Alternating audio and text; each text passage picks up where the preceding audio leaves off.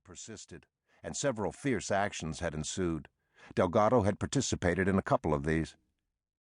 But all that had happened years ago. Now, most of the Apaches lived on reservations in the United States. There were still a handful of renegades in the Sierra Madre, but not enough to pose a serious threat. In the old days, a Mexican ventured into the mountains only if he cared nothing about his life. These days, mining and lumber concerns were beginning to prosper in the high country.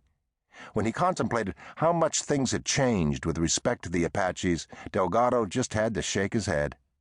As a child growing up in Sonora, he'd come to view the Apaches as devils incarnate, a menace that would always exist in the desert, like Alacran, the scorpion, or the rattlesnake. He'd certainly not expected to survive what seemed to be a perpetual war against the enemy.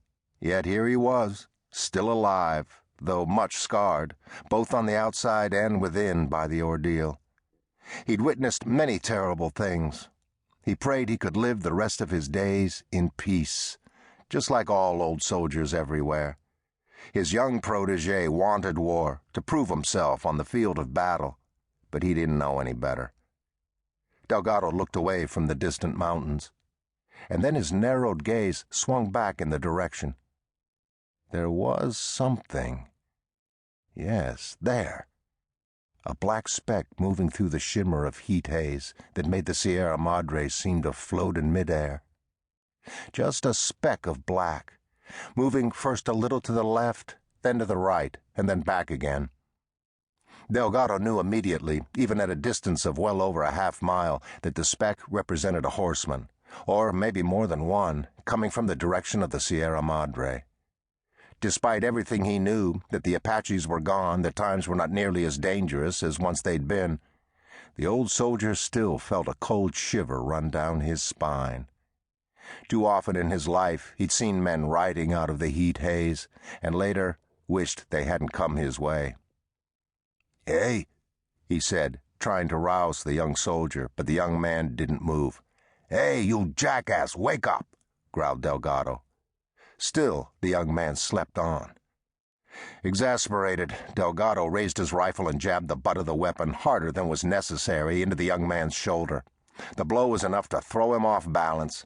He came awake with a start, stumbling, barely able to regain his balance. He gave a shout of startled outrage.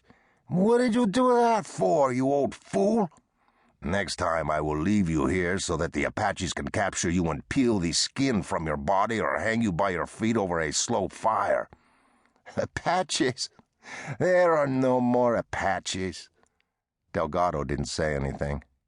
On occasion, he enjoyed telling his protege stories of Apache battle and torture, stories that were often unbelievable but never embellished. He didn't bother correcting the young man either. There were still a few Apaches out there, but let the boy stew in his own ignorance for a while. The grizzled veteran merely pointed with his chin. The young soldier looked west and saw the black speck in the heat shimmer. He stepped forward and then took another step, as if by moving a few feet closer he might have a better chance of identifying that speck when, in fact, 10 more minutes would have to pass before they'd have any realistic hope of accomplishing as much.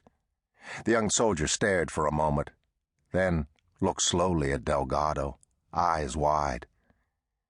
"Is it—" Delgado might have told him that you usually didn't see Apaches until they were close enough to kill you. Instead, he said, "Go tell the lieutenant."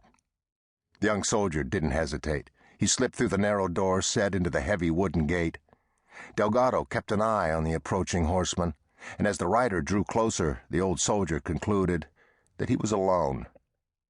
A moment later, he spotted the second horse trailing along behind the first. The second caballo, however, was riderless. Delgado was well on in years, but his eyesight was still keen. Even at this great distance, he could see that the second horse was carrying a load. He assumed that this consisted of provisions. A moment later, the officer of the day, Lieutenant Moreno, emerged through the door in the gate, followed by the new recruit. Moreno had a spyglass. He brought it to his right eye and peered through it for a moment, studying the approaching rider. "He is alone, Lieutenant," said Delgado, "except for the dog." Moreno lowered the spyglass slightly, squinted in the direction of the horseman, then looked with surprise at the veteran.